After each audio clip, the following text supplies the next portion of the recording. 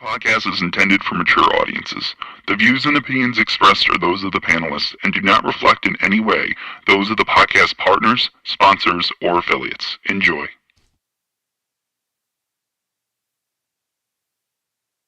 Hi, this is Michael Buffer, and you're listening to the voice of the people. Let's get ready for Boxing Voice. Every day I'm hustling, hustling, hustling, hustling, hustling, hustling, hustling, hustling, hustling, hustling, hustling.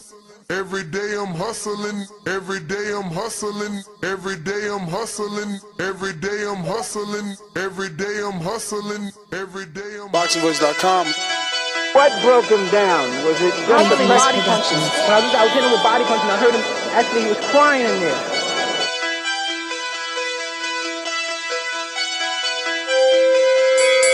You were saying that Biggs was crying when you hit him? Yes. When did that happen? And perhaps the fourth round on? BoxingVoice.com.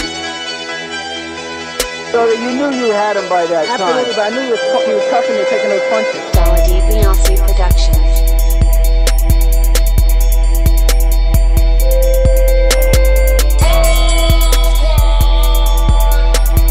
Making women gestures like, oh. Let's go, champ.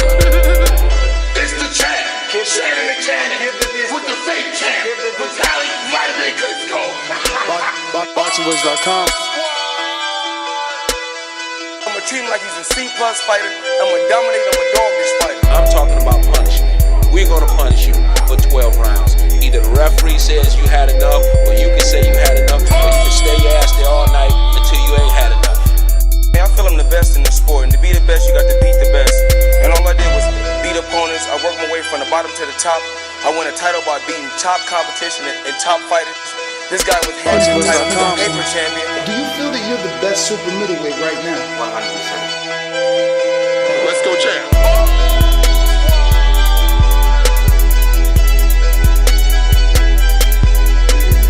He can bring the pressure, he can box. I'm a true champion. I'm willing to go to his turf in Atlantic City. I'm going to step on him. I'm going to crush him. Y'all can mark my word to this. I'm going to crush him. He's a C+ fighter. I'm an A+ fighter. Come Saturday night next week, all the fans tune in because I'm going to dominate. This guy is flat-footed, swing wild. I'm not worried about who his trainer is because his trainer can't get in there and fight for him. Beyonce Productions. BoxingVoice.com.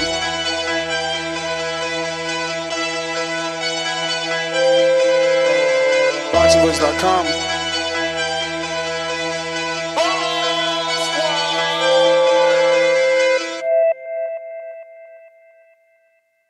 What up, what up? Good morning, ladies and gentlemen. Welcome back to another edition of the Boxing Voice Radio. I am your host, Nestor Gibbs, and today we're going to be discussing Tyson Fury believes that a victory over Oleksandr Usyk makes him the best heavyweight ever. So we got some audio courtesy of DAZN and A Day. He conducted the interview with Tyson Fury, which gave us, the topic to discuss. We haven't seen Undisputed, I think, since 1999. I don't know if that's enough for one win to make you the greatest heavyweight ever. But that's open for debate. I'm sure a lot of people are going to say no because they hold Muhammad Ali so dear and near to their heart. They just can't see someone else doing more than or becoming greater than. But we'll see. This is what we're going to be talking about. And if you're interested, you know the number to call. That is 563-999-3427. Discord and Twitter Spaces available as well for anybody that wants to voice their opinion on today's subject. Once again, we're going to be talking Tyson Fury believing that a win over Oleksandr Usyk, who is the unified heavyweight champ, former undisputed champ, puts him as the number one heavyweight in the history books. Ever. Number one heavyweight ever. So again, to some, probably an outlandish statement on behalf of Tyson Fury, but To others, maybe you think that he has a point. I would have to consider, body of work, resume, and it's tough, man. Ali just fought so many people that, Fury he's beaten a handful of people. So it's a little bit different. But in terms of skill, I do think he's one of the most skilled heavyweights ever. I think the man definitely has some soul, right? And love the way that he flicks the jab, gets on the toes, circles the ring. He could be a big man when he needs to be, and he can box from the outside when he needs to be. And that's why he's been able to be so dominant throughout this time. And I find it difficult for heavyweights of other eras to be able to beat Fury. But again, those are just debates that really don't have an answer or an outcome. But I just feel the sheer size would always give yesteryear's heavyweights some issues. But we'll see how that size advantage works against what people believe is a superb boxer in Oleksandr Usyk, right? We'll see. Obviously we know I'm biased. I just never thought Usyk was a natural heavyweight, which, again, it's an oxymoron. He isn't, but I thought he would get exposed because he's not a natural heavyweight. I was wrong. He continues to win and look good. Now holds 2 wins over AJ. But where do we value those wins? A smaller heavyweight than Andy Ruiz was also able to do that. Can Usyk get those types of elite-level wins on a guy the size of Tyson Fury? And that's what I believe he's going to have a lot of issues with, But the betting lines have this fight extremely close. So it is a toss-up. It is a toss-up. But right now we're at 217,331. If you haven't already subscribed, go ahead and do so. Trying to get to that next goal of 200. I wish it was 218,000. Let me get this audio ready for you guys. And this is Fury in his own words here.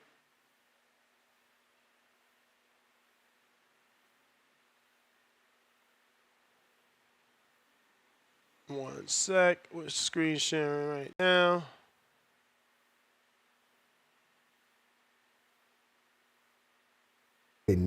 There's a debate as to where you stand amongst the very, very best.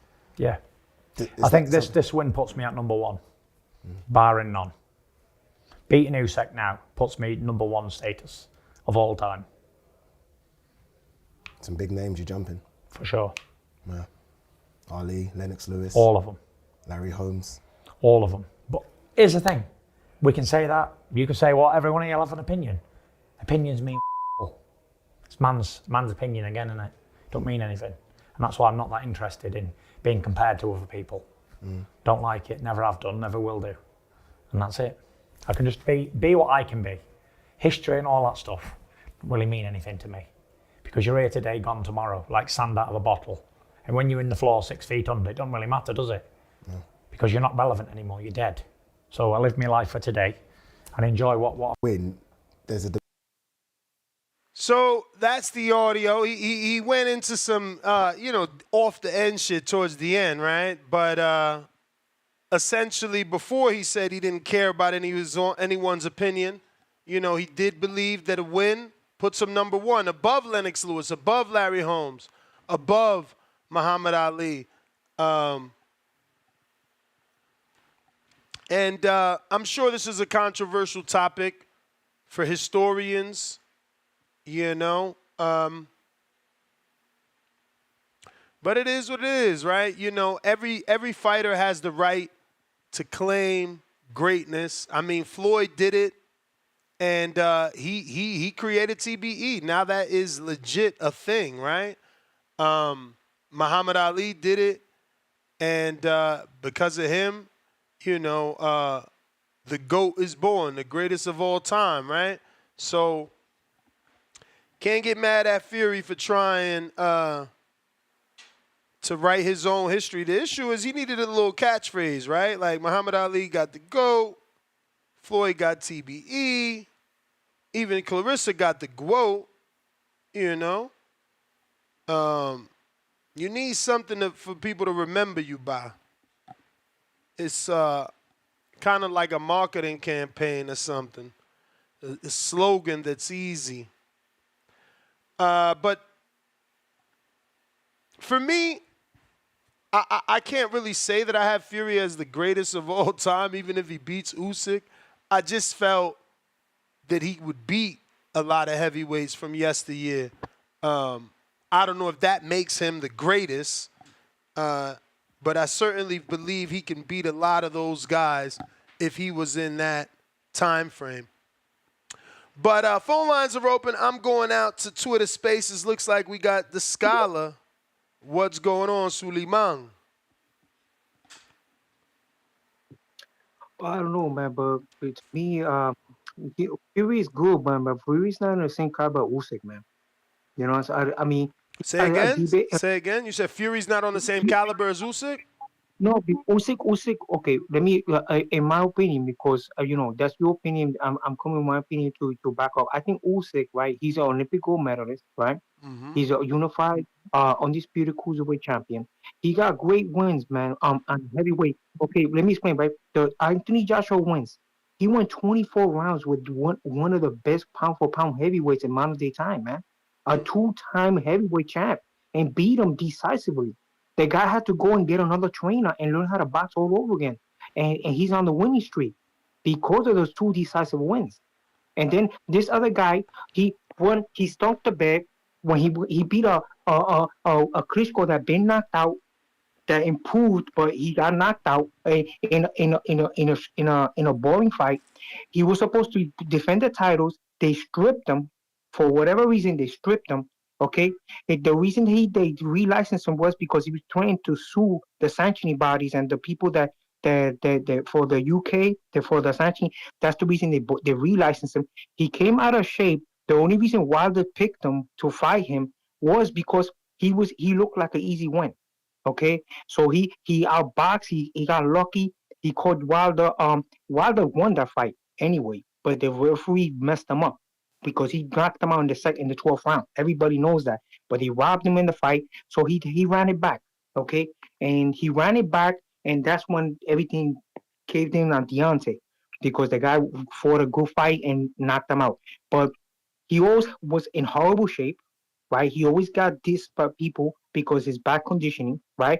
This is the first time that he's coming in great shape, and I think that's the thing that's going to hurt him, because he's going to come extra like Joe Joyce went through that syndrome. Danny DuBois came to us someday. They came in all slivet, 6-pack, and all that, and they got knocked out, both of them. Joe Joyce got knocked out in his first fight with Zhang. He came in looking like a model and got knocked out, got his eye torn up. And then the other one, Danny DuBois, he got knocked out. Technically, he got mind jammed by the one that should be getting all the compliments is Usyk, because Usyk is a small heavyweight by modern day heavyweight standards, and he's whipping ass. He's like a Joe Louis of modern day time, a Southpaw Joe Louis. He's beating all these guys, and watch, people gonna be stunned how great this man is gonna outbox this guy. This guy's gonna see punch output. He's gonna see movement. He's gonna see tenacity, because if he's not on point and that damage that he took with Deontay has effect, he's gonna be catching him. He's gonna be swelling him. He's gonna be getting hit. You know what I'm saying? So, I mean, let's go back to history. Joe Louis did it to Primo Carnera. He put Primo Carnera in a month in the hospital, and Primo Carnera was even more muscular than Tyson Fury. You know what I'm saying? So, I'm just talking history. Like, size doesn't matter. Size only could get you so far, because look at Jarrett Hurd. Jarrett Hurd was a big 154-pounder, and Jarrett Hurd was stunning the world. But the accumulated punishment that he took, even in his Larry Lauer fight, eventually it caught up with him. That cutting weight is going to save you for a little bit, know what I'm saying? All these PDs, everybody's saying that they take, it's gonna save you for a little bit, but that's not gonna supersede natural talent, and that's what Usyk has, man. We have to be realistic. He has natural talent. I respect your opinion. You know what I'm saying? We're gonna see whose opinion is gonna come out true in this fight. Thank you for having me on, man. I like talking boxing in your show, man. Thank you. You the man, Suleiman. You the man. If you're on our landline, go ahead and press that one at least one time. That's going to indicate to me that you're ready to rock and roll. Discord, you do have to request as well as on X Spaces, formerly known as Twitter Spaces. If you haven't already hit the thumbs up, go ahead and do so.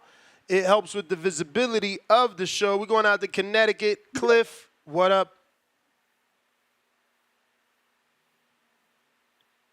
Yo, yo, yo. Yo. Back at the gym and shit. I can't put him number one neither. It's hard to put anybody number one. But I would say he will be in like my top 20 greatest of all time. And he'll be like one of the few boxers that's currently fighting that falls in that top 20. I think Bud Crawford falls in there. Him. I got Anua in my top 20 as well, or 25. I know that's a stretch for you, Nuss, but yeah, he can't be my number one. And if he loses this fight, then where does he go? He's talking about if he wins, he's number one. Well, what about if you lose? Then do we? Yeah, but he's talking about number one heavyweight, not number one fighter in the world. Oh, he's talking about number one heavyweight of all time, right? Yeah.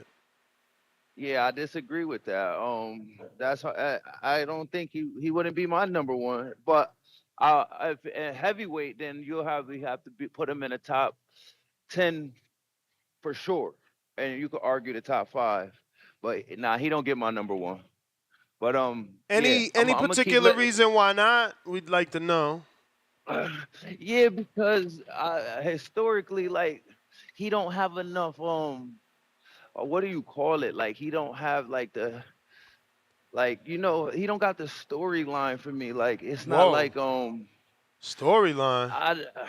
Like when you think about George Foreman or you think about Mike Tyson or Muhammad Ali, like I feel like you make a documentary on those guys. It's just he just don't got it for me. Like he got a story. Maybe you don't relate to his story, but how you gonna say he ain't got a story? Like, he was a traveling man. He's a gypsy. His family rode around in fucking little rodeo baskets and shit. Like, that's a story, bro. And he and this fighting, family went on to be professional boxers, and his father was in love with boxing so much that he named his firstborn son Tyson. After Tyson. Like, that is story. That is story. And that father had a dream, and that dream came true.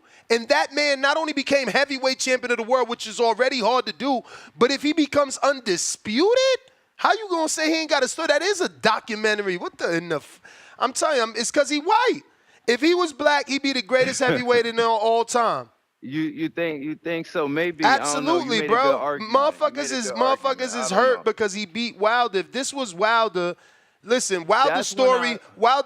How is Wilder's story different? So Tyson Fury was a gypsy. Wilder was a Budweiser delivery dude. You know what I'm saying? Same if it wasn't shit. For Wilder, that's the only that's like the highlight of his career though. Is Wilder. Like I know he beat that dude, I can't remember his name. I know that other big one he got, Klitschko, but without Wilder, like that's all he got. Like this ain't enough for me. But that's my call. Bro, he got 2 trilogies in boxing. One iconic that's gonna live forever with Wilder, and one that even though people are gonna be like, man, that's you wilding, you reaching, it's also gonna live forever because Chisora. For everybody. You can't talk heavyweight boxing without talking Chisora. Then he's the first man to stop Christian Hammer. He's the first man to stop Deontay Wilder. He's the first man to go to Germany and stop Vladimir Klitschko's 12-year reign. I don't know, man. I don't know. I'm telling you. The boy gets some hate. He gets some hate. But we got the first super chat of the day, $2 from Brambo. Heavyweight Holyfield is best heavyweight of my generation. I'm 38. I mean, I'm pretty sure he had a PD scandal, in his prime, right? So, yeah, that's that. Or there's that. There's that, right?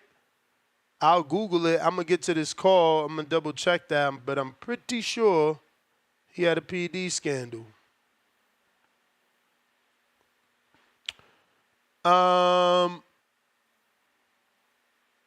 Benitez Boxing, what up?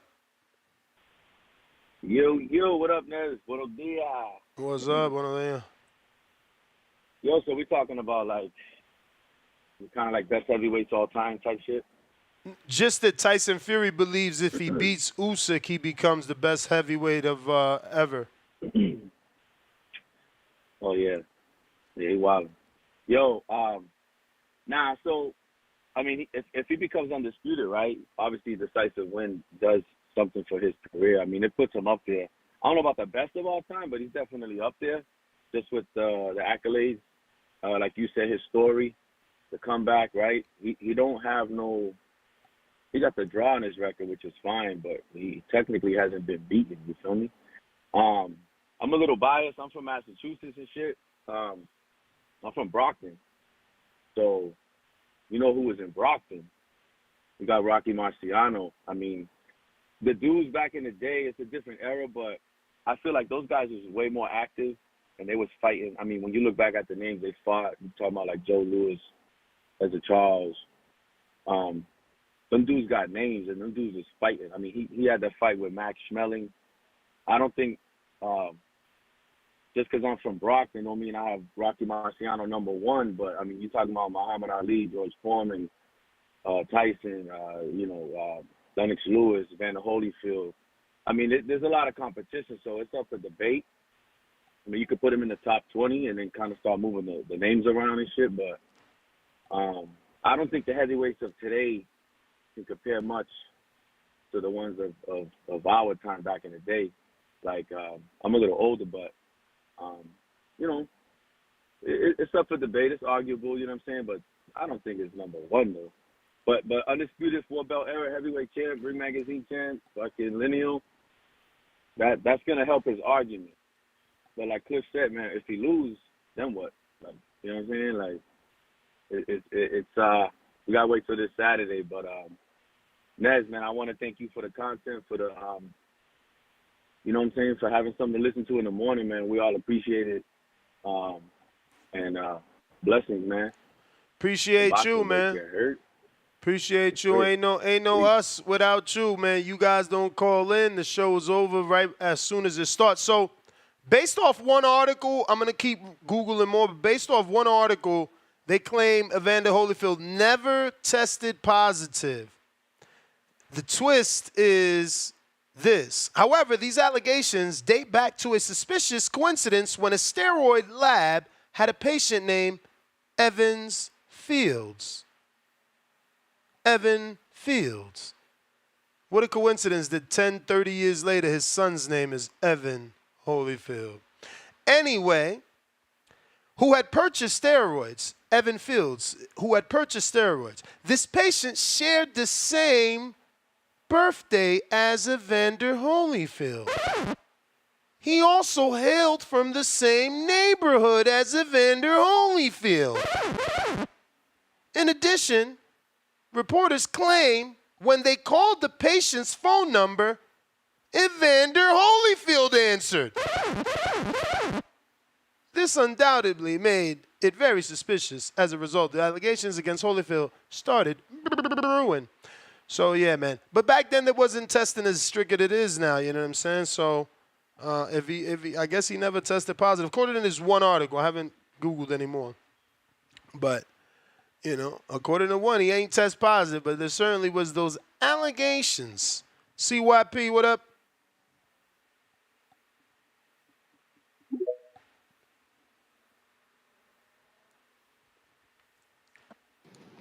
Yo. Yo. Well, let's do this. Let's do this. It's hard to argue when nobody agrees. I'm not arguing that Fury's number one. That's just stupid as hell. No, not even white people agree with that. So this, if he was black, shit doesn't matter because white people don't agree with what he just said. That's crazy. You do realize that Fury was involved in a PED scandal as well. Boar meat as well. 2-year retroactive suspension as well. Oh, since we want to fucking forget shit. But fuck all that. You do realize that my man Holyfield beat Holmes, Riddick Bowe, Michael Moore, Mike Tyson, Ray Mercer, Buster Douglas, John Boyce. It's crazy as a motherfucker. You do realize that George Foreman had 2 reigns as well. You realize that Ali had 2 undisputed reigns as well, like 2 different ones. See, Fury had a win, then he came back with a reign. Other dudes had 2 different reigns. I mean, it's not really close, but I do like Fury. I'm going to keep it real with you. I do like him. So I do put Fury in the category of Riddick Bowe and Larry Holmes. But you got Ali, Lennox Lewis, and Holyfield up there by themselves. He's in the second tier with Riddick Bowe and Larry Holmes. And that's still fucking awesome. So it's not dissing the man. The motherfucker is awesome. But my man was too inactive and the era wasn't as good. That's not his fault, but the inactivity is his fault. So we're going to keep it real about the real. But my real issue is Usyk. Usyk, to me, and this might sound crazy to y'all, this motherfucker would be Kambosos if he had Lomachenko and Devin to fight after Tio. See, the reason why we realize Kambosos is overrated is because he was a unified champ, but then got his ass whipped by his contemporaries that were actually great fighters. Who the fuck has Usyk fought besides AJ? So he ain't had the chance to fucking take no L's like Kambosos. He ain't had the chance. So when he fight Fury on Saturday, he gonna get his Lomachenko. He gonna get his Devin Haney. That's what's gonna happen. Y'all gonna realize that Usyk is only 1 year fucking younger than Wilder and weighs the same amount. But his bitch ass wanted to go to cruiserweight while Wilder said, fuck that shit, I'm going to heavyweight. Wilder was knocking out niggas who were bigger than him at a disadvantage, while Usyk was playing over there safe. See, y'all don't like to admit that shit, but them niggas are the same size. And a matter of fact, Usyk actually weighs in more than Wilder does for his heavyweight fights. Y'all don't want to admit that shit. Usyk could have been heavyweight just like Wilder. No reason not to be. No reason not to be. So beating him don't really make you no fucking great. And I'm going to keep it real. And guess what happens when this is over? When Saturday comes, Saturday night hits, motherfuckers, y'all going to be like, damn, see why people's right again. Just like he was right about the 140 division when the 135 niggas went up there and killed them motherfuckers. You going to realize Usyk is overrated. Beating AJ don't matter. Last thing, Andy Ruiz stopped AJ. You know he didn't stop Areola. You know he didn't stop Ortiz. You know how many niggas he didn't stop Parker? He didn't stop damn near nobody, but he stopped AJ. That's some weird shit. So beating AJ ain't really as good as y'all try to make it seem. I'm sorry, UK, but you know I keep it real. CYP out. TBX for life. Bro, amazing fucking news. Shout out to Jake Paul. Damn it, man. I'm telling you, I'm the Miss Cleo of this shit. I told y'all he was the savior of boxing. He really got it done. Ashton H2O, Kid Schofield, gonna be streamed on Netflix July 20th. They made that fight. The official press release just hit my desk. It's insane. 10-round fight. This is crazy. He did it. This is crazy. Bro, he be making it happen, man. He fucking got Amanda to fight again on the biggest stage. And now these two guys, like, there's no belt on the line, but to be on this stage, potentially with that many people getting to see you is damn. He did it. This is good. This is good. I didn't think it would happen. I thought something was, like, you know, they said it was 90% done, but because it was so much back and forth, I felt something was going to fall apart and they'll revisit later. You know, we heard the Schofields talking like, oh, we got a date. We don't really need this, that, and the third. They made it. This is what I like. I like this shit when we get the, you know, I don't want the UK to be the only one doing this. We need these domestic, undefeated fights. This should have been Keyshawn. Shout out to Ashton. Shout out to Jake. This Bob Arum's fault. This was Keyshawn fight. Bob Arum, you fucked up. This was his fight. Damn, I love that they made that, bro. I mean, you know, we get so many fights that you know, they're just tweets and shit, and they fall by the wayside. They don't really come to fruition. So this is a good moment for us, man. What up, Drew? Yo, what up? What up, man? This nonsense with Fury. First of all, I'm gonna say is Muhammad Ali had 10 undisputed title defenses, Ness, and went on a reign. Same with like Vlad. Wilder and did Bennett. that. I said undisputed title defenses, not just regular title defenses. Undisputed. Joe Louis had what, 20 plus? I'm talking about reigns in the division, like reigning, like, and that means he had to unify Ali. Fury ain't even cracking that, bro. You can't put no dude with less than 50 fights, bro, as the GOAT compared to these 15-round legends. George Foreman came back at what, 46 and won the fucking and won the heavyweight crown? Was it 45, 46? Something like that. Come on, man.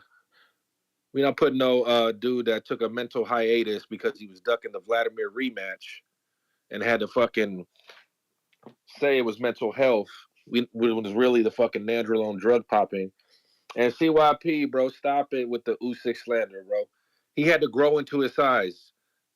Just yesterday, you and Marco Ness said he was all the way at middleweight when he lost to Sean Porter in the Amis. That's not a career heavyweight. He went on a fucking run at cruiserweight, a road fucking warrior, won every one of his fucking championship belts in the opponent's fucking hometown. Man shares the same birthday as Muhammad Ali. He is not overrated. He is what Lomachenko wishes he was. In every one of his big fights, he stepped up. He in the championship rounds. He don't take the championship rounds off. And the reason he's tied up at heavyweight, Ness, what do those cash cows all have when it's a rematch clause, right? He's had to fight. He's had to be stuck fighting AJ. He's fought more champions than motherfucking all his contemporaries. If you add his whole career, the cruiserweight run and at heavyweight. So it's like he's properly rated. Fury or Usyk, if they win, they don't crack the top 10 heavyweights of all time. They just haven't been, they haven't had a reign long enough to do that. But let's not diminish you can't diminish Usyk and then say Fury, if he beats him, is fucking top 10 or top 5 where some people are already putting him. I mean, where do you put the winner of each, Ness? Hypothetically, do they crack the top 10 I mean, if heavyweights Usyk beats Fury, bro, yeah, you know, he's up there for sure with some of the greatest heavyweights, cruiserweights to turn heavyweights, you know? Yeah. I think for me, I think he would certainly, I mean, I would have to, again, I'm not a historian, so my opinion don't matter because I don't know the facts, but, you know, it would be something to put him up there, at least with the top 10 greatest heavyweights for sure. It'd be special. I think for me, real quick, let me close this. I put him in the top pound for pound fighters of all time because of multiple weight classes, but he hasn't really reigned at heavyweight. All right, yeah, I mean, I get the reign thing, but I mean, you undisputed at cruiser, you go up and you beat 2 out of the 3 heavyweight names of your era because, like, let's be real, it was always a 3-headed monster, Tyson, AJ, and Fury. No, that's the same person. Tyson, AJ, and Wilder. If he beats 2, I mean, bro. Again, Muhammad Ali did that, right? They had what was it? CYP said, it's not Fury's fault that, you know, his era isn't as deep as Ali's, who got to fight numerous names. Calderon, $5. Look, Fury has a nice resume, but if he beats Usyk, AJ, Parker, then Anderson, then I can start seeing him being in the top 10. Damn. Tough crowd. Raking, $2. Ness, remember Fury Pop for Nandrolone. Yep. CYP reminded us. PG Sports, welcome to the prospect level. Shout out to PG Sports. That's our sponsor this month. We're going to be having him on the show here soon. He wanted to come on today. I'm not sure I could do it. I got a couple of guests scheduled for today. We should be having Alan Garcia. We're also going to have his coach on, Coach G, at a separate time. Troy Isley, Floyd Cashflow Diaz, Kenneth Sims. Quite a few people we've scheduled, so you need to get ahead as a member and drop them a question. Brambo, $2. Weight-wise, yeah, but Wilder is 6'7" and dark-skinned. Huh? Brambo, $2 more. 45-year-old Foreman with sleep fury. I don't know about all that. Michael Moore had to stand in front of 45-year-old Foreman in order for that to happen. Fury got them legs, man. That's what y'all don't want to admit or give him credit for. So my boy David, I'm not reading this shit. You right there. You might as well request. Toledo, what up? If you think you requested, you haven't, Lowe's. So you got to request if you're trying to speak. I don't know if you're just listening on X Spaces. Toledo Trees, what it do?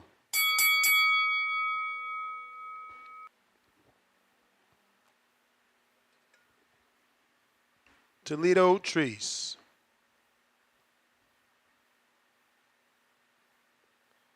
Damn, they made that fight, bro. That's crazy.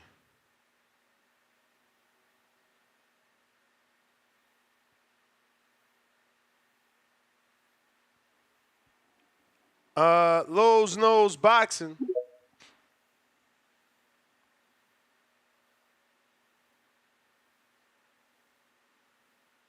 Yo, Ness. Yo, what's up, man? Good morning, bro. Yo, first off, disregard the DM, my nigga. I apologize. I thought that was you that was making that freaking crazy statement about Fury being the greatest heavyweight of all time, so I apologize. But he's absolutely not, bro. If you look at Lennox Lewis's resume, right, this is off the top of the head. This guy went through generations. He got Mike Tyson under his resume. He got Evander Holyfield. He got Ray Mercer. He got Tommy Morrison. He got David Tua. He got Klitschko. He got Michael Grant. He got the champ Shannon Briggs. He got Tyrell Biggs. He got, man, I could go on and on. That resume is ridiculous, bro. And the 2 losses that he had, he avenged them both by knockout. I got Fury right now. You know what? It's not even fair to put guys in any list right now until their careers are over. So I'm not even going to say Fury's in the top 10 yet. Let his career be over. People got to stop jumping the gun with these dudes. You know what I mean? Because Fury almost shit the bed when he almost got knocked out by a guy making his professional debut that turned around and got stretched by Anthony Joshua, who in my opinion is Michael Grant if he would have fought in the 90s, bro. All due respect to this generation of heavyweights. So no, Fury is not nowhere near that. Now Usyk, however, if Usyk beat Fury, you can put him among some of the greatest fighters of all time. I don't know about the top 10 greatest heavyweights list due to the generation that he's in right now. But Usyk, like I said, he did a lot, being that he was undisputed at cruiserweight. And if he beat Fury, he'll be undisputed at heavyweight. What I will say about Fury, though, this might tick a lot of people off. Obviously, I'm saying he's not greater than any of them guys. But on a head-to-head matchup, he probably beats everybody because the guy's like 7 feet tall. But then again, I'm not sure about that neither because I can't get that Ngannou fight out of my mind. And see, Ngannou that's how I feel, though. That's how I feel. Like I'm not putting him as the greatest. I just feel he could beat everybody from any era. Here's my thing that's to defend you on that, right? Just because we feel somebody could beat somebody, they could beat somebody, but it doesn't make them the greatest. Example, Roy Jones Jr. to me is not the greatest. Roy Jones is not the greatest fighter pound for pound, right? He's in the top 10, but not the greatest. But if you put Roy Jones in a mythical fantasy matchup with anybody from 154 to 168, I got Roy Jones beating them. Appreciate you, champ. That's your time. Appreciate you. I got Tim Boski. What up?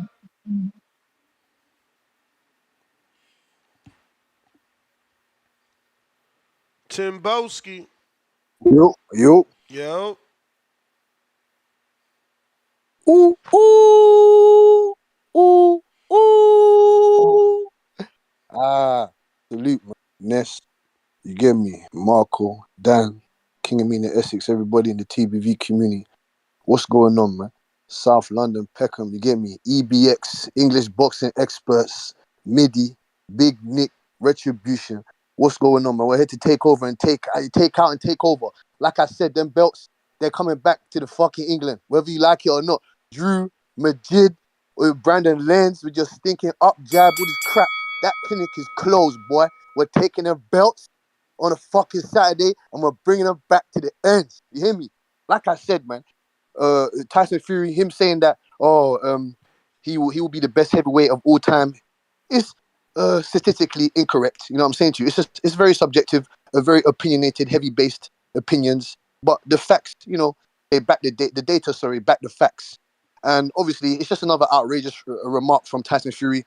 Put that in the fridge with the 500 million pounds he was talking about before. You get me? There's multiple heavyweights that he doesn't conquer. He doesn't conquer the brown bomber Joe Louis. You get me? That had a record of 66-3 with 52 knockouts. You get me? He defeated Jim Braddock.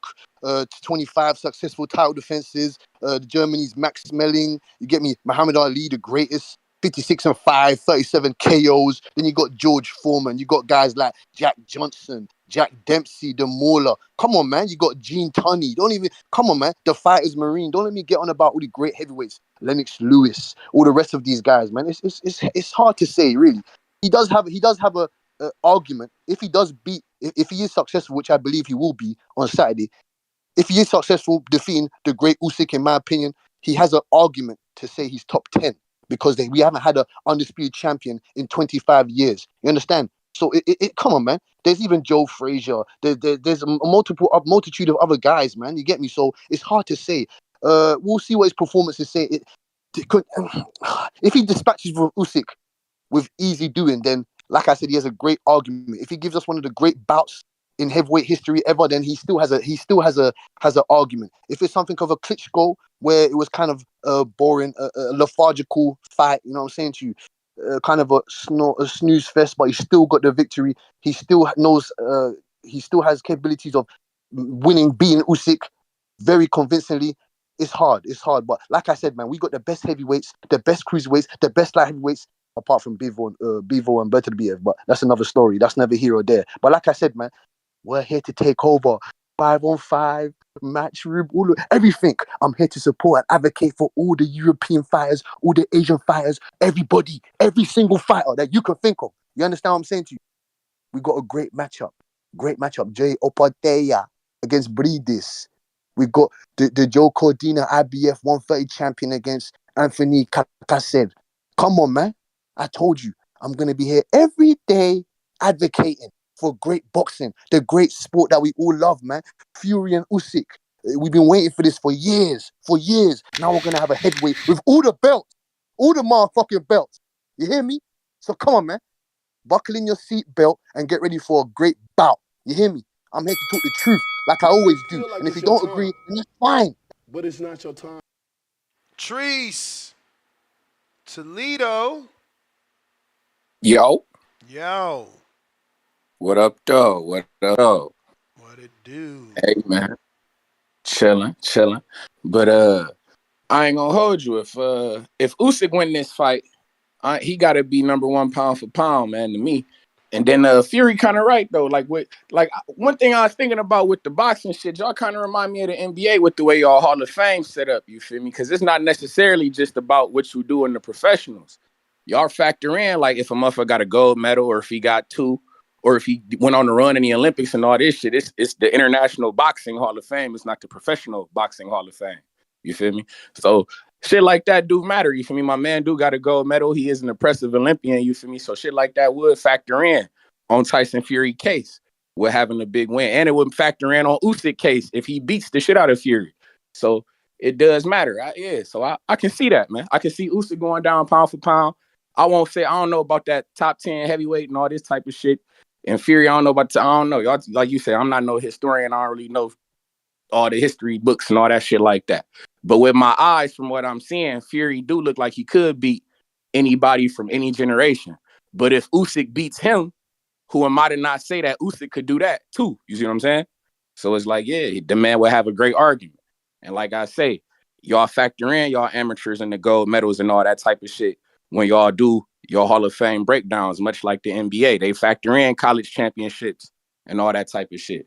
What you think about that? Do you think amateur status shouldn't be factored in when you talking the Hall of Fame or professional ranks and shit like that? Like when it's all said and done? I mean, I think even if it matters, it still works for the person that doesn't have the amateur background, like, right? Because like a guy like Loma gets that brought up all the time because of his accolades, but then a guy like Wilder gets it brought up all the time because he did it in a short amount of time. You know what I mean? So it's like, oh, Wilder had 19 fights and won a bronze medal. And then it's like, oh, Vasil had 300 amateur fights, so he's got a lot of, experience. But it could be taken both ways, You could fly through the amateurs because you got that power, or you're just a natural, or you could stay there all your fucking life and get experience out of it. I think that it's not a setback either way, in my opinion. Like, I could still see people using it again. I could use it pro for Wilder. Yeah, no, I get you. It all that's what I'm saying. That's why I just be on. No, that's why I always factor like I say. So if Usyk do get the dub, I think that shit should matter because he has proven that he's elite on all levels that he's been on. You feel me? So yeah, I think that shit should get factored in. Like you said, we should have factored in with Wilder too because he did it in a short amount of time. But he showed shit. This power is, this is different. So I get it. I'm fucking with it. And I just wanted to say, I'm feeling the fact that they made that fight with Schofield and H2O. I love it. This is generations. We get an old guy with Tyson. We get the women's boxing. And then we get the young guys. We get to experience all this shit on Netflix. I love it. But shout out TBV. Shout out Toledo, Ohio, man. Y'all be cool. All right. All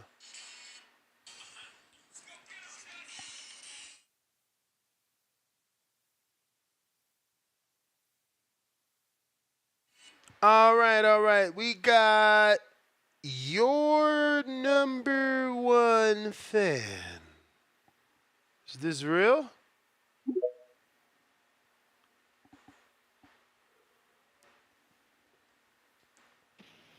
Hey, yo, Nick, can you hear me? Yes, sir. Yo, man. This my first time calling, man, but I gotta give my kudos to you, champ. You turned a casual into a hardcore casual. I'm up in here watching film study of Usyk and Fury, getting a sense of these styles, and I'm excited for this fight, man. I really am excited, man. I think this one of them Super Bowl type of fights we're about to see. I don't think it's for a casual. I think this one of those fights is more meant for people that like how can I put it, champ? People that like just the art of the game. Because what I'm seeing in these film studies is that, Usyk, champ, he got that Lomachenko style, tire a motherfucker out. And then you got Tyson with that long range and able to motherfucking win the hand fighting game, man. This nigga here is on another level, man. I seen him with that Fury, not Fury, Wilder fight, and when he switched, I saw him switch from orthodox to a southpaw one punch. I was wild. I was wild. But hey, Ness, I saw the tickets, the pre-sale tickets, they up for sale. It's still on for the third, right? Yes, but that's just deposit. We still don't know. They still haven't priced the suite out. We're waiting on them. They got back to Danny again this week, and they said that the promoters should be setting the price for the suites and the tickets by the end of this week. So we're hoping we have more information to give you guys. But nonetheless, we're going to be in there. Okay. And one more thing, champ, and I'm out. Tell me what you think about this, because I was running this across my mind Saturday. Let's say the Turk make it happen, do a catch weight with Inoue and Lomachenko. What you think about that, champ? Who you got?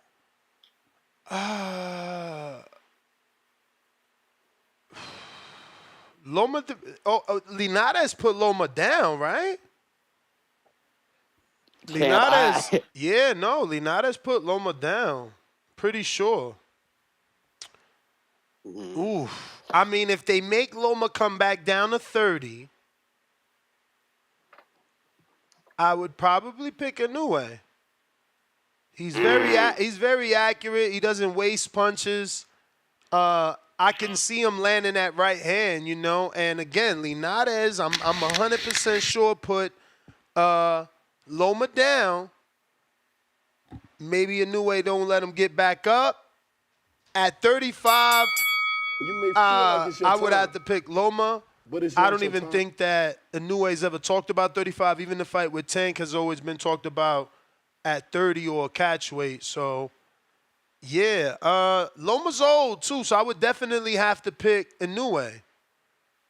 At 30, at 30. Okay, yeah, you know them. Nah, that's racist saying that, but you know them Japanese people. They ain't gonna allow him to go up to the 135. But I heard the Bell Champ say, I'm gonna keep listening in. You the man. If you want to call in, Discord's available, Twitter Space is available, Landline is available. We got Easy. What up? Shout out TBV. What up, Ness? What up? I love the topic. Good morning, brother. I love the topic, man. This is the topic that you can debate, you know what I mean, amongst the fans, and I don't think anybody's right. But me, I'm trying to be objective about it. I just feel like, me personally, I do have some bias towards the 90s fighters and the three horsemen for me, Holyfield, Tyson, and Lennox Lewis. I just feel like styles make fights, and I feel like, especially with Lennox's jab and the fact that he could do it all, I think that he'd be a problem. I think he would be a real problem for Tyson Fury, and I think the speed of guys like Holyfield, Tyson, even Frazier, you know, they would give him trouble. So I'm seeing that happening in this fight. I think that Usyk, you know, I guess one of the things that you could go back to make a comparison would be, this would be the modern day Holyfield, because Holyfield was a cruiser, moved up to fight at heavy, and Usyk took all the belts. So I just feel like Usyk, I think he's got the experience. I think for the most part, that Ngannou fight changed something about, like, you know, Tyson Fury looking unbeatable to me. I'm not a fan of his style. It's very funky looking to me. I know he's unorthodox. You know, I'm just not used to a guy that big moving like that. But he is good, and I'm not trying to disrespect him. But I don't agree with him saying that, you know, he's gonna be the best of all time, man. I mean, Ali is way before his time, and I still don't even think he gets Ali. I just gotta be honest, man. So that's where I'm at. You don't think Fury beats Ali? Nope. No. I think Ali for his size. So think about all the rounds he gave away in the George Foreman fight. He literally gave rounds away to go for a knockout. Fury's the only dude that has proven he ain't getting knocked out. So the rope-a-dope don't work right off the bat. Right off the bat, it ain't gonna work because you giving Fury every fucking round, hoping to knock him out. And what's gonna happen? Undertaker. He getting up. So now what? So now what you gonna do? You gonna get on your toes so you can be looking in the mirror? Because you gonna get on your toes at 6'2". Fury gonna get on his toes at 6'9", 7 feet. You gonna flick the jab, he gonna flick the jab. Man, y'all crazy, man. I want that fight, but, you know, obviously it's so fucking bullshit we can't get it. But y'all know, Muhammad Ali is Fury. Fury stole everything from Ali, and he's bigger. He stole everything, and he's bigger. I hear you. It's a good argument, man. I just feel like if you put Ali into that corner where you make him fight, I think he was deadly. That's all I'm saying, man. I just feel like, the thing is, can you hurt Fury? Can you hurt Fury, and then can you hurt him and keep him hurt? Because he's shown an abnormal recovery time. It ain't like motherfuckers hurt him in this round and then they get to capitalize in the next round. He get hurt in this round. He fuck around 9-9 your ass. But I gotta go. look, I gotta go. That was check the it out, bell. That man. was the bell. Even though I should have let you ride because you was last caller. Look at me. I done fucked up. Oh, I got one. Al in the Bay, what do you say? But listen, Fury get knocked down, he 9-9 you sometimes, man. Y'all got to stop this craziness. Or excuse me, 9-8 you, right? Yo, what's up? What's up? What up? Yeah, man. That last call, he's mistaken. You know, when Ali was originally his Cassius Clay, that would have been a better fight than the older Ali. Because when he was Cassius Clay, he was sticking and moving instead of trying to do the rope-a-dope and stay there and try to take the punches. So I think that would have been a better fight, the younger Ali. To answer the question, it'll be a hard answer to make because you got to go through generations to see which heavyweight was better. I think if he wins, he definitely surpassed Mike Tyson for me. Because Mike Tyson only had that short period of time, that short burst of the great heavyweight. Ali is still up there. Foreman is still up there. So there's certain heavyweights that's still up there that it's hard for him to catch up to because of the record and the type of way they was fighting back then. They had more rounds. So you gotta weigh those options out. But I definitely think he'll be up there. I would say in the top 12. If he beat Usyk, same thing with Usyk. If Usyk wins, I would definitely put Usyk in the top 12 as well. Even though Usyk will be double undisputed. It's like what else can Usyk do? To pass his stats, but So to me, they both enter in the same spot, around the same spot, because we knew who Tyson Fury was before the dope, and we know who Tyson Fury is now after the dope. So that transition, kind of like it's kind of like the pivot of Michael Jordan when Michael Jordan was at his peak before he left to go boxing. I mean, before he left to go play baseball. But you seen that shift that he was still the same Michael Jordan after. And so that's kind of like Tyson Fury thing. Is like you see Tyson Fury was dominant before the drugs. Now you see Tyson Fury still dominant after the drugs. So those weigh in and give him more credibility because it's like this man came from this to this. So. Yeah, man. So it was just options you got to weigh out. All right, Al in the Bay, what do you say? Appreciate you. Man, boxing is on the up, y'all. Boxing is on the up, y'all. Guess what fight is official? Kelvin Davis versus legendary sparring king Kevin Johnson. The fight is official. Undercard of Shakur Stevenson in Newark. 12-3 versus 12-0. Kelvin Davis gets to prove if he's as good as his brother or just using his brother's name. This is a good one, fellas. This is a good one. That's a good fight, man. I'm happy for that fight. Happy for Kevin, man. Shit. He be training too, bro. I went one day running with them. Not me running, because they can't. You know I can't keep up with them motherfuckers. But he could run. He got great conditioning. Let me see here.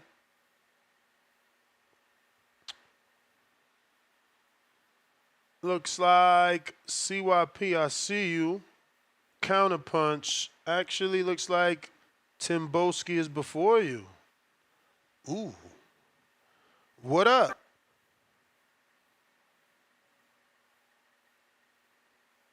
Yo. Yo. What up? What up? The ultimate question: who's the greatest heavyweight, man? Each of these 10 heavyweights left an indelible mark on the sport of boxing, man. You want to pick the greatest among them? That's fine. That's fine. But you get me. We can go down the line, talk about this stuff, man. I told you the monstrous heavyweights that we had back in the day of a Jack Johnson, Jack Dempsey, Joe Louis, Rocky Marciano. You get me? Lennox, the Lion Lewis from the UK. You know what I'm saying to you? That guy was a monster. He was a monster. Came back and took wins away that people didn't think he would get back. I.e. Hassan Rahman. You know what I'm saying to you? You got my other boy there, Joe Frazier. They gave us formidable bouts. No one's gonna forget the Rumble in the Jungle. No one's gonna forget the Joe Smellings, like I said before. The Max Smelling, sorry. Who's gonna forget the Jersey Joe Walcott? Like Joe Louis has a very, very credible resume. 25 title defenses. You get me? Against the likes of guys like Billy Conn, Jersey Joe Walcott. Who else can we even speak about, man? Listen, man, we're getting a great bout. Whether you like it or not, man. We're in it. We're in, man.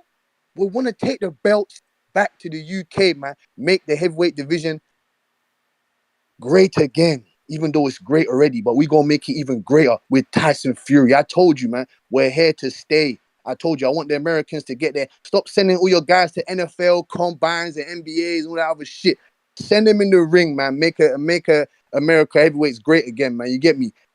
I told you, Treese, we want your boy Jared GT Anderson, Fabio Wardley. I told you, and I'm impressed with the H2O and Floyd Schofield bout. By the way, that's a very interesting two young top prospects, up and coming title fucking monsters, hungry lions. I told you, man, boxing is great again. You get me? From the help of your real lender for life, Turkey King Alashish.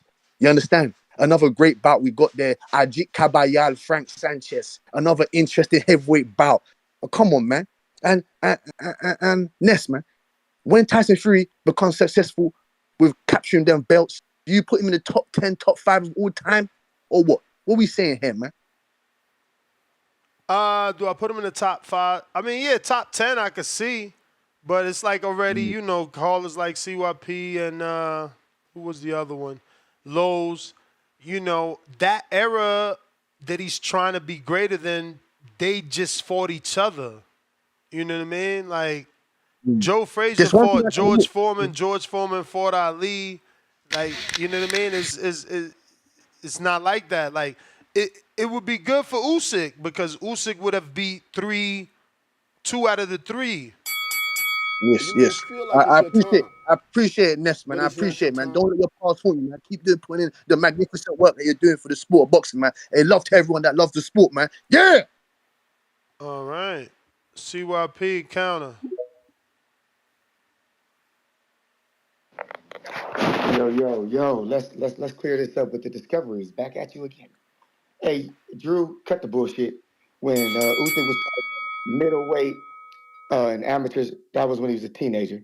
Let's stop the dumb shit. When he was 21 years old, he was 200 pounds. That was in 2008. He was 200 fucking pounds. In the Olympics, he was at heavyweight. See, a lot of people don't know there's heavyweight and then there's super heavyweight. Heavyweight is 200 pounds, which is heavyweight in professionals. So Usyk at 21 years old was already 200 pounds. But he had to grow into his body for 13 years just to box at 200 plus pounds. But he was already 200 plus pounds at age 21. At age 26 in 2013, when he debuted, he was between 200 and 206 pounds. That's his debut. At 26 years old, at cruiserweight, between 200 and 206. That's heavyweight, partner. It took him until he was 32 to officially be a heavyweight, and that was when he was 215 pounds. Now, I want to give y'all some history. Evander Holyfield in the 80s debuted 177.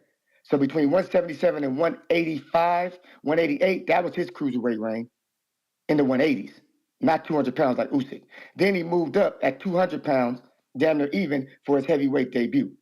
So don't give me that had to grow into his weight because he was 23 years old, which was younger, which was older than Usyk was, and he was lighter than Usyk was at age 21. Then you had Chris Bird in the 90s, debuted at light heavyweight at 177. The motherfucker was fighting in the 190s when he was a heavyweight, fighting at 200 even. Chris Bird did it. Roy Jones moved up and fought a heavyweight at 193 pounds. Joe Frazier was 200 even, fighting the likes of George Foreman and big ass dudes, 237 pounds. He was doing it at 200 pounds. These dudes did it before Usyk did it.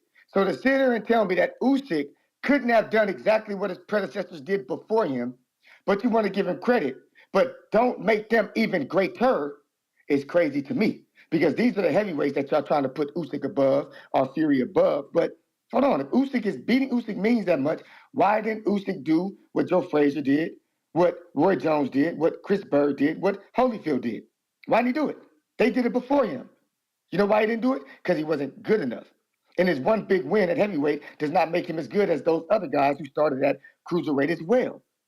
Because they were gone before him and they moved up lighter than him. I don't want to hear this shit. I'm the one who's always going to call out when people need handicaps to compete. Fuck your handicap. I'm breaking all your fucking knees and I got wheelchairs for all of y'all. Because when y'all get these handicaps, y'all always try to rub it in. You always do that shit. Like, why can't you just take your handicap and move on? Why you gotta talk shit? Okay, well, I'm on the case. Let's keep it real. You full of shit. Usyk is an overrated heavyweight boxer, not an overweight cruiserweight, overrated heavyweight. That's a fact. Look at his resume. You may feel See, like walk it's it your out. time, but it's not your time. All right.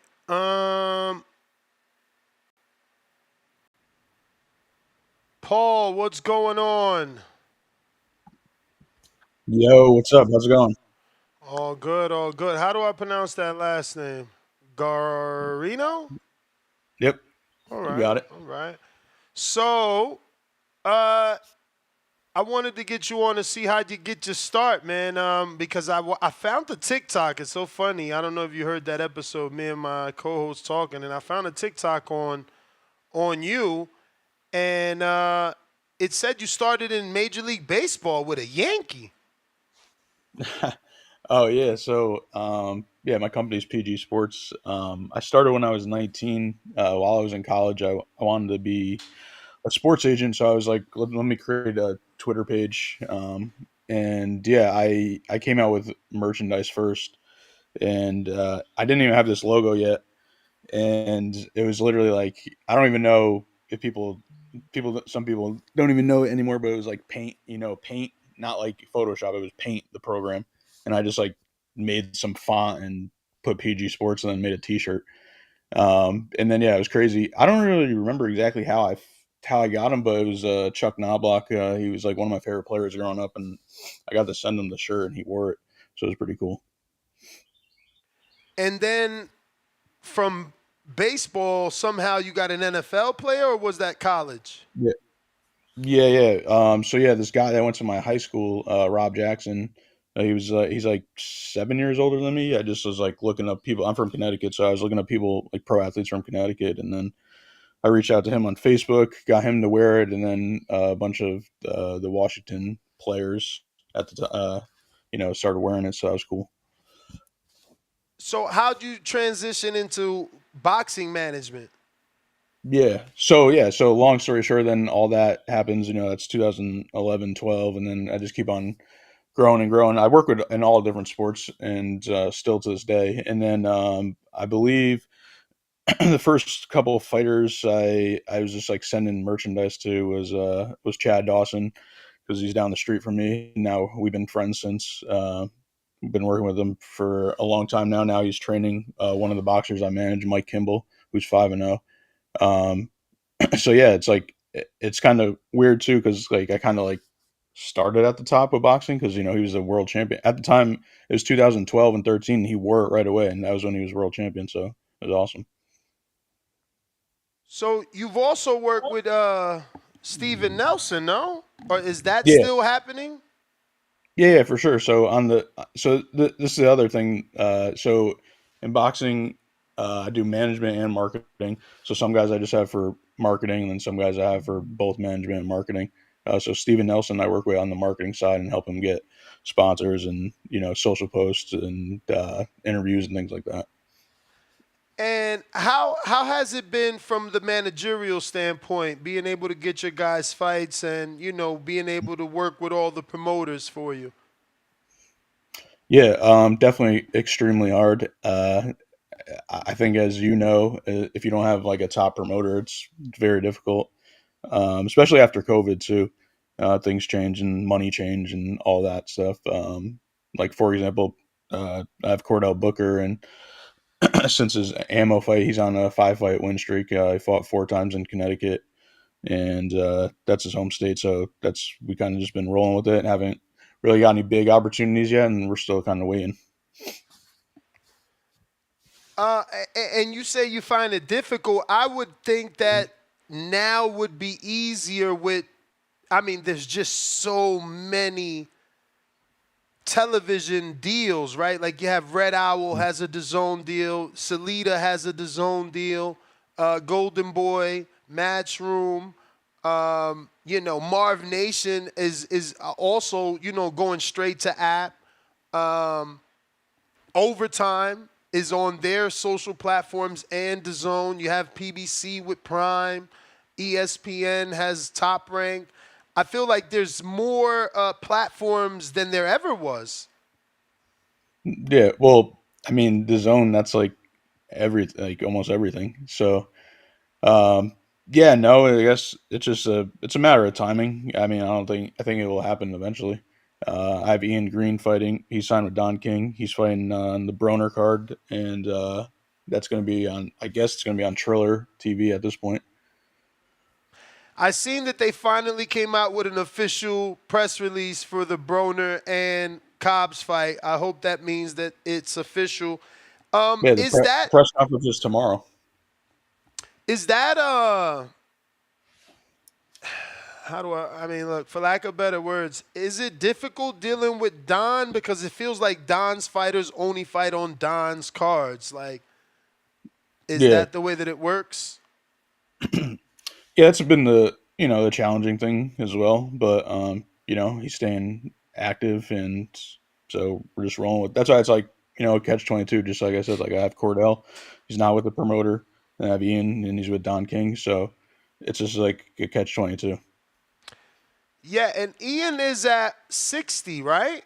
He got the Yeah. win over Alexander, body shot, and kind of nothing since then. Yeah, he'll be fighting on the Broner card. Yeah, his fight got canceled back in April, and then so then they put him on the Broner card. And who's his opponent? Roy Barringer. What Yeah, do we know correct. about him? Looks like he's from Toledo, though. Uh-oh, Treese. Yeah, no, I seen him fight actually live. Versus Troy 'Cause I went to Isley? because I went to the Shakur card. Yeah, that was was it last year? Yeah, I think it was last year. Was he impressive? Did he look decent? He's a solid opponent. We don't look over anybody. And how long have you been working with Ian? Like we've known each other and since like 2015. Officially like paperwork and all that since like 2021. Yeah, I met him through his trainer, I think. I don't know. Does he still work with Coach Terrific? Yeah. Okay, so yeah, that's how I met him. Yeah. So So it's been cool to just see because Ian's getting out of the mud. Like he's never been signed to no big promoter till now. And you know what I mean? Like he's done it all himself pretty much. Now I don't know how long you've been watching the show, so I'm gonna bring this up because I think it's the right thing to do, right? So like I had a co-host that was in a wheelchair. I don't know if you ever knew. Mike was in a wheelchair, and he still is, obviously. But you are as well, right? Yeah. Yeah, and I felt like I should have bring it up because it's inspirational, right? That it hasn't held you back. Just like my former co-host Mike, you know, he continues to do great things. I don't know if you want to add to that story. Yeah, for sure. Yeah, I don't mind talking about that. So yeah, I have spinal muscular atrophy. It's SMA for short. It's actually, I think it was last year that's finally getting like screened in all 50 states for babies, so that's good. I have the mildest case because I have type 3. If there's like type 1 is literally like you live like a couple months, and then type 2 is like you might not grow fully, and Damn. you have less motor function and all that stuff. So yeah, it's like that's why it's like I don't really dwell on it too much because there's other people worse than me. For sure. Man, I had a post out for you that I'm here struggling to find from the people because I let them know you were going to be on. But anything you want to add about the company? Not anything really specifically. It's just I think it's cool what you're doing too as well. Like I've been a fan of your guys watching your show, and I think you do good job. Actually, I want to have you on my podcast too because I want to know your journey and how you got started. Oh, for sure, man. Anytime, anytime. Man, why can't I find this right now? Struggling. Yo, Horrible. what's your dream matchup like for this year? Canelo Benavidez. All right. Think Canelo it'll happen? Benavidez. I want that to happen. Shakur Tank.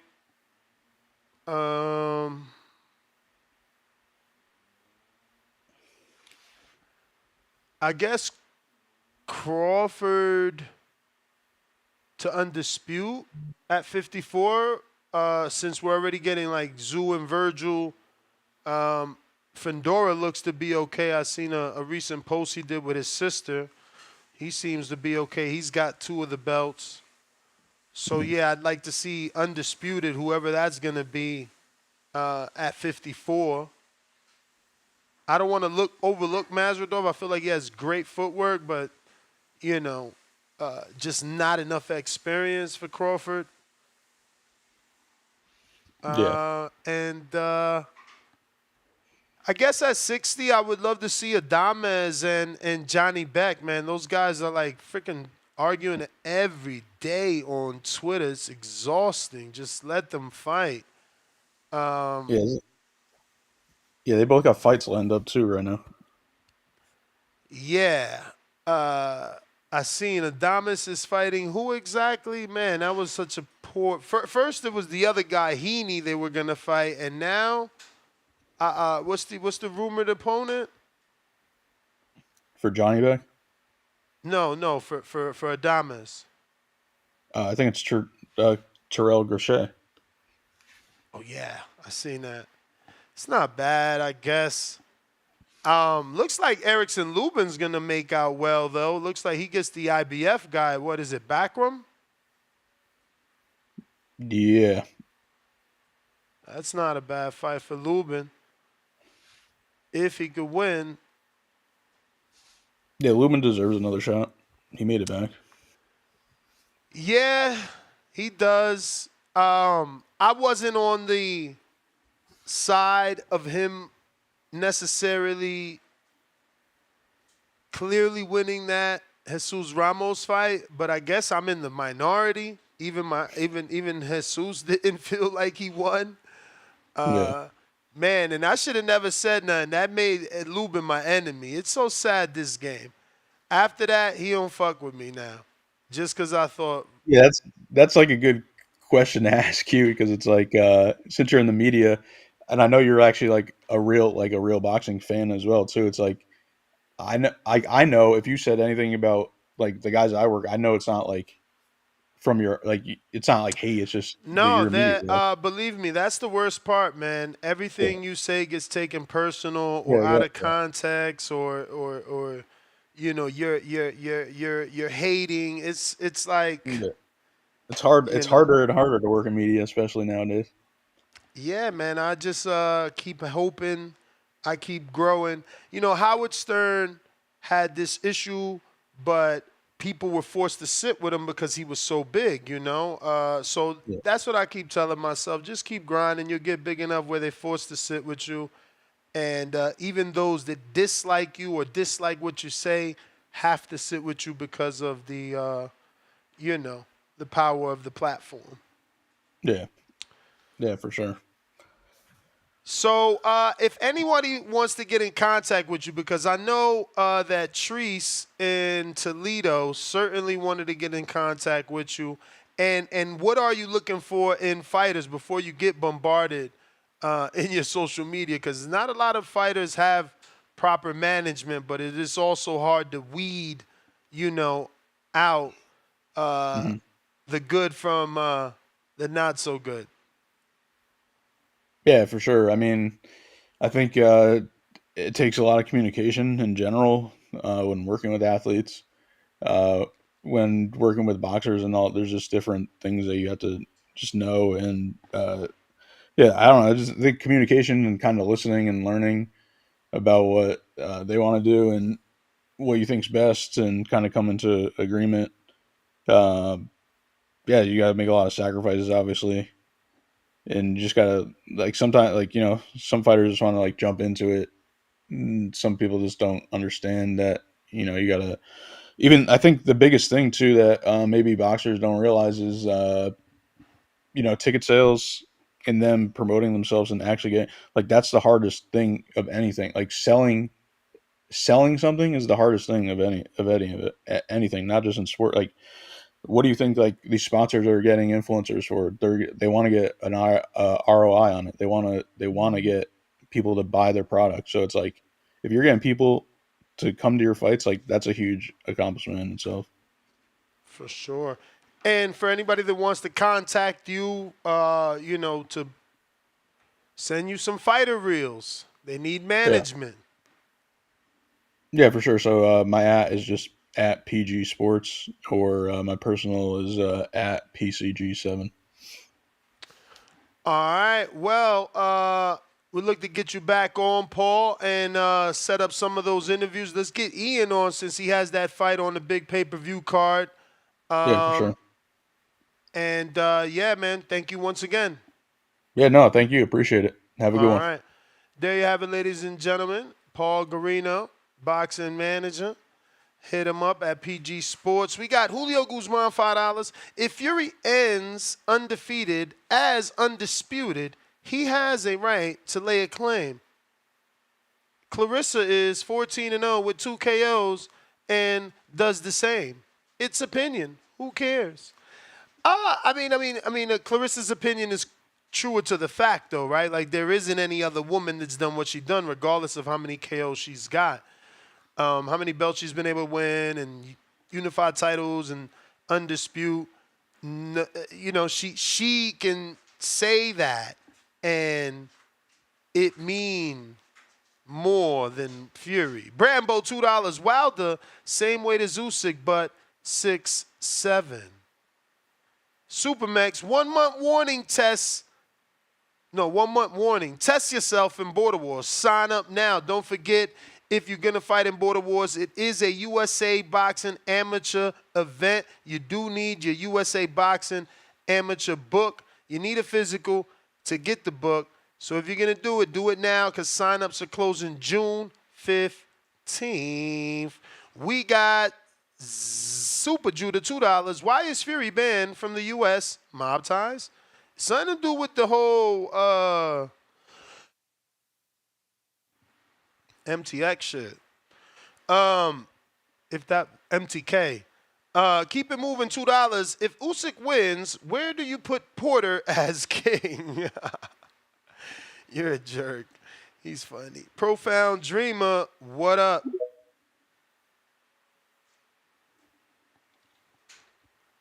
Hey, gather around TBV. That's if you're still listening. Get on down with these profound rhythms. Morning, Ness. Morning. I'm just here to let everybody know it's okay. Sometimes we just gotta admit every generation of fighters does not have to produce a greatest of all times. It's good and it's perfectly fine and it's actually extraordinary to be the greatest of your generation, and that's what we have today. When you have fighters are abandoning legacy for the pursuit of financial gains and saying things like belts don't matter, legacy don't matter, that's the trade-off you're making. You're trading off the financial opportunity to make the big paydays, and you're trading off the opportunity to create a legacy.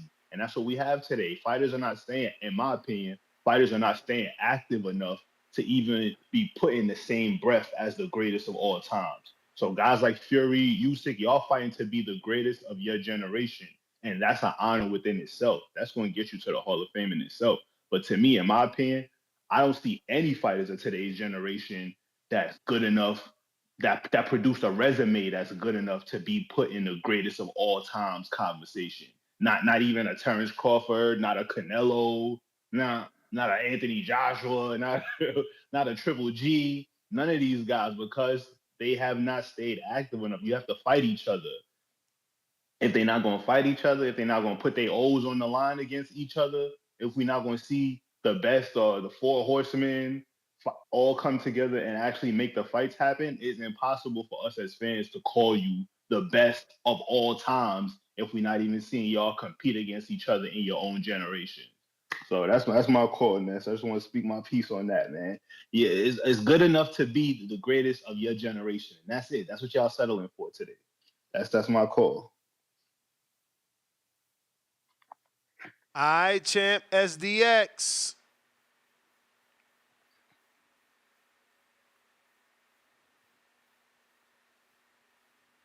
Yo, shout out Yo. TBV, shout out TBX and all my constituents, man. I ain't gonna lie, and that last caller. He really just hit it on the head. All I was gonna say is I feel like as far as what Fury said, I feel like niggas be trying to like make themselves so specific too much sometimes. You feel me? You already gonna be Hall of Fame. Leave it at that. Now, where you sit amongst the Hall of Fame niggas, that's always gonna be debatable based off opinion and what people like. So that's subjective. You feel me? But at the same time, I will say, you feel me? You already Hall of Fame. If you undisputed, you gonna be Hall of Fame again. You feel me? Like you still locked in. So that's good enough to me. You feel me? That's legacy shit. That's you going down in the books. You feel me? That's good enough. And that's like we said, if he win. Now question, what if he don't win? You feel me? Because the way this shit looking, this is a nice 50-50 fight. Like I said, I haven't really picked a side. I'm still not really. I just want to watch this fight. You feel me? This is history.